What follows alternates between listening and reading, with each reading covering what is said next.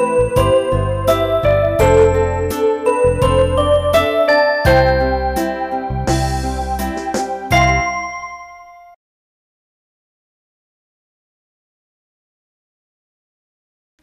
learners, in this program I will discuss about igneous textures, processes, pathways, fabric related to textural equilibrium and consolidation of volcanoclast into solid rock. First I will discuss about fabric related to textural equilibrium, secondary grain boundary modification. In this class there are two major categories. First is graphic and granophoric texture. The second one is myrmecatic texture. I will show you with the help of a field photograph how the granophoric texture looks in the field. Outcrop of a homogenized granophyre. The rock having granophoric texture is called granophyre. The granophyre outcrop, how it looks in the field, you can see here there are grayish colored circular minerals surrounded by dark grey color minerals. The same rock under the microscope showing intergrowth of alkali feldspar. Alkali feldspar is alkali feldspar and quartz. This is quartz basically. This quartz and alkali feldspar, they show intergrowth attributed to how this texture has been formed. This texture has been formed due to simultaneous crystallization of two mineral components, simultaneous crystallization of two mineral component, that too at a eutectic point. So, I am talking about the eutectic crystallization. So, this texture actually resulted from the eutectic crystallization and this texture is known as granophoric texture. Here in this slide, this is a thin section, the rock seen under the microscope, graphic quartz. This is a graphic quartz with forms attained dependent on penetrability of the K feldspar. This K feldspar is there. These grains they penetrate K feldspar. Quartz penetration has also affected plagioclase. These quartz grains they affected plagioclase grains. And a crystal grain of it is surrounded by quartz. Further these grains are surrounded by quartz. See here. The micrographic quartz feldspar intergrowth in a fine grained volcanic ground mass and this is a micrographic quartz crystal. See here another slide where eutectic crystallization shown here. Graphic idiomorphic quartz. Quartz is idiomorphic. Idiomorphic means all crystal faces are very well developed here. See here, good well developed crystal faces, all the faces of quartz crystals are well developed in K feldspar. These quartz crystals are embedded within the potash feldspar, that is orthoclase. The simultaneous crystallization of two mineral components, simultaneous crystallization of quartz and orthoclase. Suppose this is A or B, two minerals are there, one is quartz, one is orthoclase. This is the crystallization curve. The crystallization curve of orthoclase, it follows this curve, the crystallization follows this curve, whereas the quartz crystallization follows this curve. But these two curves they merge together at a point. This point is called a eutectic point. Because of simultaneous crystallization of two mineral components, the graphic intergrowth or graphic texture has been formed. So, this is the reason why graphic texture have been formed. Now, I am showing another slide where graphic quartz in perthetized feldspar. I have already discussed perthetic texture. This is a perthetic feldspar. You have a host of orthoclase and guest, these lamellar guest of other feldspar, maybe soda feldspar host and potash feldspar lamellae guest, they are there.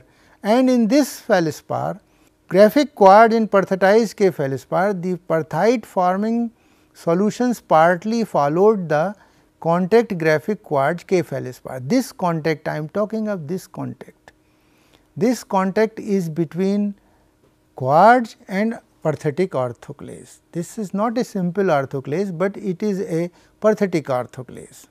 I am showing my own hand drawing figure here, potash granite here, this rock is potash granite, where you have orthoclase. This orthoclase, large proportion of slide is covered by orthoclase and quartz. This is quartz and this is quartz, and this is muscovite. Muscovite is a mineral, biotite is another mineral, and this quartz here, this is not a graphic quartz, but it is a released quartz. After the formation of orthoclase, the quartz have been released. The legend SiO4 has been detached from its cation and it has been crystallized as a vermicular quartz. So, here vermicular quartz is developed, but the growth between this orthoclase and quartz is actually a graphic growth, graphic intergrowth. Orthoclase showing perthetic intergrowth.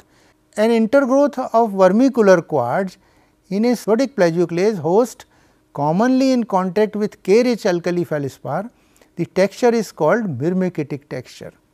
Origin, direct crystallization or replacement in subsolidus unmixing of K bearing plagioclase in ternary feldspar. Unmixing also takes place in graphic texture also. Now, I am discussing another type of texture, that is called replacement texture. First formed mineral was later on replaced by or subsequently by another mineral. As a result, we get pseudomorph. Pseudomorph means the crystal which crystallizes in the replaced mineral space, it acquires that shape and it forms a pseudomorph. The another category is symplectic texture, replacement texture. A mineral is replaced by intergrowth of one or more minerals. Uriletization. Uriletization means addition of OH molecule in the pyroxene structure. As a result, amphibole is formed. The process is known as uriletization. Similarly, sauceratization, when pyroxene converted into amphibole or amphibole is further converted into biotite, there is further addition of OH molecules. As a result, biotite is formed and further it forms clay minerals. Chloritization, mafic mineral, for example, agate, it changes into chlorite because of the process of chloritization. Sericitization, sericitization is another process. Feldspar may be calcic plagioclase or orthoclase feldspar or feldspathoid. Feldspathoid is a different group of mineral which is converted into mica, micaceous group of mineral such as muscovite and biotite. The process of conversion of feldspar or feldspathoid into micaceous group of mineral is called sericitization. I am talking about the miscellaneous terms, terms which are commonly used in order to describe textures. For example, embayed texture, embayment due to reaction with the melt. Suppose you have one crystal, early formed crystal is lying in a melt. This crystal is always in reaction with the melt. As a consequence, some of the portion of the early formed crystal is eaten away or dissolved. It has been incorporated into the melt. As a result, embayed margins or embayed boundaries of the crystal faces have been developed. Spinifex texture, centimeter scale subparallel to dendritic growth of olivine crystals is quenched. The best example is komatiite, the ultramafic rock. Ultramafic rock is normally crystallized under deep seated conditions, under plutonic conditions, but because of sudden quenching of ultramafic magma, it develops a fine grained plate like crystals, and these crystals are distributed randomly, giving rise to a texture known as spinifex texture. Orbicules, another variety is orbicular texture or orbicules, ovoid masses of radiating crystals centrally bended found in granites. So, orbicular structure is also present. Now, those textures which are formed due to volatile fluid cavities and their textures, such as vesicular. Vesicular texture is formed due to sudden escape of gases. When magma is cooling under surface conditions or in a shallow conditions or on the crust, what happens? The volatiles dissolved in the melt, they get escape. They escape into the atmosphere. As a result, open spaces in the form of vesicles are left in the system. So, these are the vesicular texture. Pumiceous, number of vesicles, the density of vesicle is increased several times. Scoriaceous, open spaces, and the number of vesicle is enormous to the extent that the density of the rock, the heavier rock become lighter rocks. The rock can float in water. Amygdaloidal, these open spaces later on or subsequently filled up by secondary minerals such as calcite, zeolite, quartz, chalcedony, other minerals, any other minerals. If these open spaces later on occupied by secondary minerals, as a result amygdaloidal texture or vuggy texture is developed. I am showing an example of amygdaloidal or vuggy texture. See my cursor carefully here. These are the open spaces formed by cooling and consolidation of magma under surface conditions. Later on, these vesicles were occupied by these greyish colored amygdules. They are better technically known as amygdules. They are chiefly composed of quartz, calcite or zeolite. So, these amygdules, they occupy these open spaces and the texture is called amygdaloidal texture. Volatile fluid bubbles become vesicles. As magma solidifies, the texture is vesicular. Highly vesicular silicic glass or pumice having pumiceous texture. Scoria and scoriaceous are terms for andesite and basalt. Although the rock is basically pumiceous, but if it is basalt or andesite, better call it as scoriaceous rocks. These vesicles are filled with secondary minerals producing amygdules or amygdaloidal texture. Now come to the vuggy texture. Vugs, open spaces, vuggy fabric, angular vugs between crystals. If the shape of the vug is angular, merolytic cavities, vugs in a phenolitic rocks. Third one is dixie-taxitic texture. Coarse grained basaltic lava flows consist of angular vugs. Lithofissile texture, hollow bubble like gas cavities in rhyolitic lavas. Rhyolite is a rock, but it is always in the form of a lava flows. Then volcanoclastic fabric, these fabrics are very important. When you are discussing about the volcanic terrain, these textures or this fabric is very important. The pyroclastic or vitroclastic. Pyroclastic, pyro means fire, heat, clastic means fragments. So, because of heat, the rock has been formed into small clastic particles or pieces, and the texture developed is called pyroclastic texture. Fabric related to consolidation of volcaniclast into solid rock. If these pyroclastic rocks, which I have just now discussed, if they are lying on the surface and they were transported, or even they have not been transported, but at its own place if they consolidated, they form a rock, and the rock is known as volcaniclast, solid rock.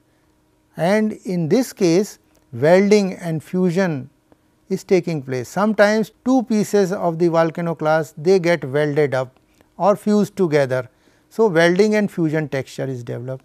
Eutaxitic texture, rheomorphic texture, and second one is devitrification and vapor phase of crystallization, felsitic spherulitic texture.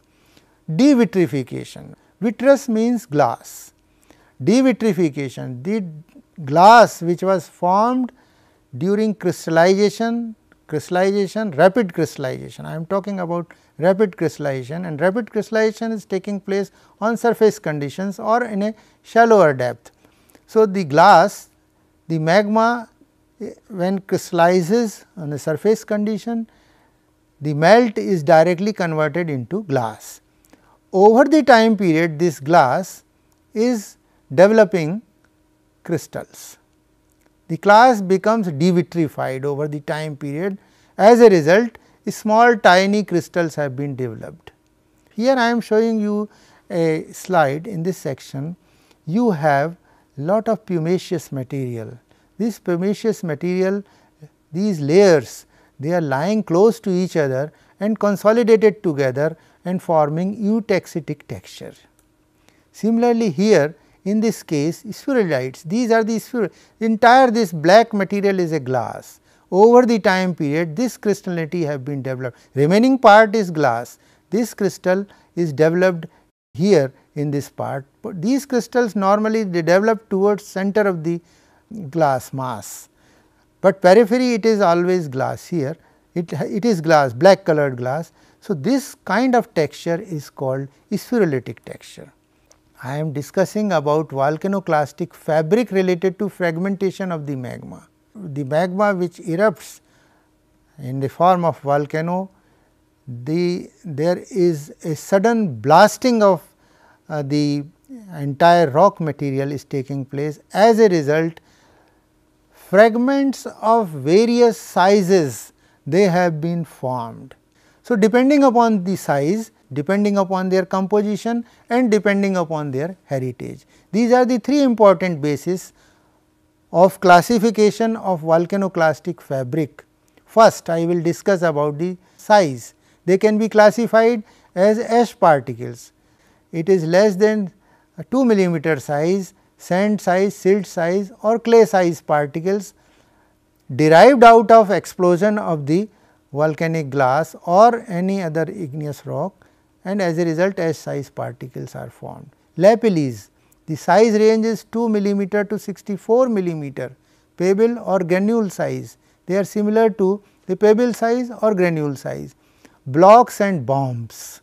Bomb is a term applied for a large size of boulder or cobble formed due to the explosion of the volcanogenic material. Second basis of classification is composition. Single crystal of ash size, lithic clast, polygranular mineral aggregates when more than one mineral grain is clubbed together and forms an aggregate. Lapillis to block size. The lapilli size is also there and block size particle is also there. So, definitely their composition of different type. Here the composition is more or less uniform composition. Here the composition is varied. Third one is vitroclast. Fragments of melt quenched to glass are of any size. So, the fragments of varied size, but these fragments they are of glassy fragments. Their composition may be different, but they are glass. The last one is heritage. Cogenate, derived from the magma, consists of glass. If the material which the volcanoclast which you are looking for, if it is derived from the magma consists of glass, then the term cognate is used. Accidental clast, it is nothing to do with volcano, but suddenly external material or the rock from unknown source is fallen into the magma, it will give rise to accidental clast. Xenoliths, while melting of the mantle, sometimes the refractory materials, refractory means high temperature minerals which are not affected, which do not undergo dissolution into the melt, they remain as such.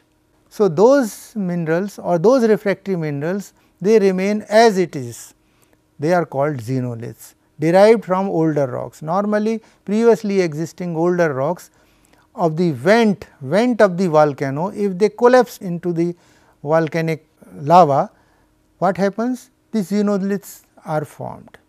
Now, I am discussing about the process of fragmentation. The process of four types: pyroclastic, where heat is involved; autoclastic, no heat is involved; epiclastic and glass shards. Pyroclastic ejecta or tephra. deposit of well sorted ash or lapilli. Ash or lapilli well sorted means these ash or lapilli particles are of more or less uniform size. When they deposit and they form a pyroclastic ejecta when deposited, a technical term is applied for such kind of rocks is called tephra. Pyroclastic falls.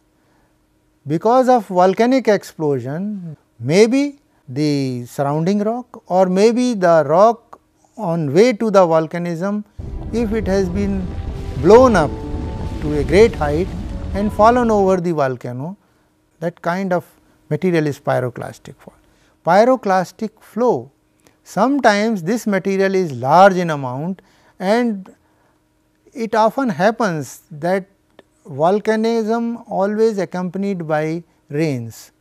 So, because of rains, these pyroclastic material they flow together and form a deposit. So, this kind of deposit is called pyroclastic flow deposit. Pyroclastic surge, dilute concentration of solid particles in hot gas, very fine particles, sometimes they are there in the volcanic gases. They are embedded in the form of colloidal particles. These particles are commonly known as pyroclastic surge. With this photograph, I want to show you how the glass shards or the broken pieces of the glass, they look under the microscope. See here, this is a thin section, these are the glass shards. See Y shaped, see Y shaped, fine lathe shaped glass shards, they are there. Sometimes they are altered also. Now, I am discussing another type of texture which is due to inclusions. Something foreign material, foreign means outside material, not connected with the volcano or not connected with the magma is incorporated into the melt. So, those materials they are better known as polygenetic. Polygenetic means genesis is different types, they originate at least 5 different ways. Xenoliths, as I told you earlier, fragments of foreign country rock caught into the magma is xenolith. Restite, piece of crystalline residue generated in the lower crust. I would like to tell you all the rocks they have been derived from the basaltic magma, and basaltic magma is derived from the partial melting of the magma. As a result of partial melting of the magma, the mantle material, some of the mantle material is composed of refractory minerals such as olivine, and these olivines or some ulvospinels, they undergo melting at a very elevated temperature. So, they are better known as restites. These restites they are incorporated into the melt and they are pushed upwards because of the bouncing pressure. Another variety is cognate inclusion or otoliths, crystallized part of inclusion lifted away from the margin, marginal portions they have been lifted away. Next variety, cumulophoric accumulation, clumping of mafic minerals at one place. Mafic minerals formed at a greater depth in a larger size. When the cooling and crystallization is taking place at great depths, the large size crystals have been formed. These large size crystals sometimes clubbed together and accumulated in the form of a cumulophoric accumulation of mafic minerals. The last way of genesis is blobs of partially or completely recrystallized mantle derived basaltic magma. These are the 5 different origin of the inclusions which are there in the rocks. What is anisotropism? Basically, there are 3 axes of a cube A, B and C. If you cut a rock in the cube shape and you examine or if you determine optical properties or any mechanical properties, all along the A, B and C axis you may find uniform characters. If you find uniform characters, then the rock is isotropic. If you do not find uniform characters, then the rock is anisotropic. What are the factors which are held responsible for the development of anisotropism in rock? These are foliation. The texture, because of foliation, we call it as foliated texture. Because of lineation, suppose some mineral grains aligned along the line, the texture is lineated. Layering, suppose the magma is crystallizing, you may remember that magma behaves like an aqueous solution. So, similarly, a flood water, if flood water is allowed to settle in a glass, what will happen? The large size particles will be settled down. Similarly, if a magma is allowed to crystallize in a magma chamber over the time period, what will happen? The heavier minerals will be settled down at the bottom of the magma chamber, forming layers. So, layering is generated. Igneous lamination, laminations are developed, and lamination causes development of anisotropism. Trachytic textures, trachytic texture is because of flow of lava. The lava contains rod like feldspar crystals, lathe shaped feldspar crystals. Because of flowing of the lava, these lathe shaped crystals, if these crystals are aligned in a particular direction, they develop a trachytic texture. Trachytic means rough in feel. So, in one direction of the rock surface is smooth, but opposite to it, it is rough in feel. So, it develops a trachytic texture. Schillerian texture, Schillerian means the foreign body or the xenolith incorporated into the melt and later on consolidated as it is. So, this develops a Schillerian or a flattened type of foreign body, which is developed within the rock, is called Schillerian. Flow layering, because of the flow of the magma, layering is generated. So, this way the anisotropic fabric have been developed. I have discussed about igneous textures, graphic texture, foliated textures, fragments, inclusions and many other varieties of textures. Thank you.